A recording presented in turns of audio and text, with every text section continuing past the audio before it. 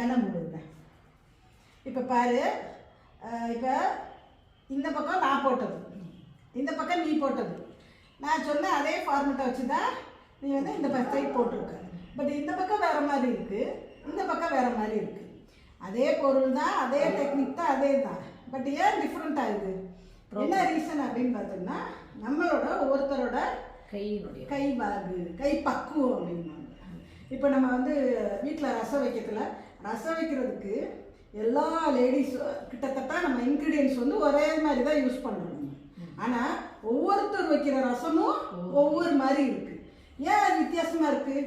ஒவ்வொருத்தரோட கை பக்குவம், ஒன்று கூட போடுவாங்க, ஒன்று குறையா போடுவாங்க, இந்த மாதிரி. அப்போ ஒரு ரசமே, ஒரே இன்க்ரீடியன்ஸ் வச்சு வைக்கிற ரசமே ஒவ்வொருத்தருக்கும் ஒவ்வொரு மாதிரி வருது அப்படின்னா, இப்போ நமக்கும் வந்து இங்கே இப்போ நான் போட்டது ஒரு மாதிரி இருக்குது, அவள் போட்டது ஒரு மாதிரி இருக்குது. அதுக்கு ரீசன் வந்து என்ன அப்படின்னா, நமக்கு ஒவ்வொருத்தரோட கைப்பக்குவம் ஒவ்வொரு மாதிரி இருக்கும். ஒன்று கூட இருப்போம், ஒன்று குறையா இருப்போம். ஆனால் போட தான் வரும். அப்போ ஒரு ரசம் நல்லா ரசம் வைக்க வரணும்னா, ஒரு தடவை ரசம் வச்சோடனே வந்துருமா ரசம்? வராது. ஒரு 10 தடவையாக அந்த ரசத்தை நாசம் பண்ணிட்டு 11ஆவது தடவை தான் கொஞ்சமாக ரசம் சாப்பிட்ற மாதிரி இருக்கும் நமக்கு. அது மாதிரி தான் மேக்கப். சரியா?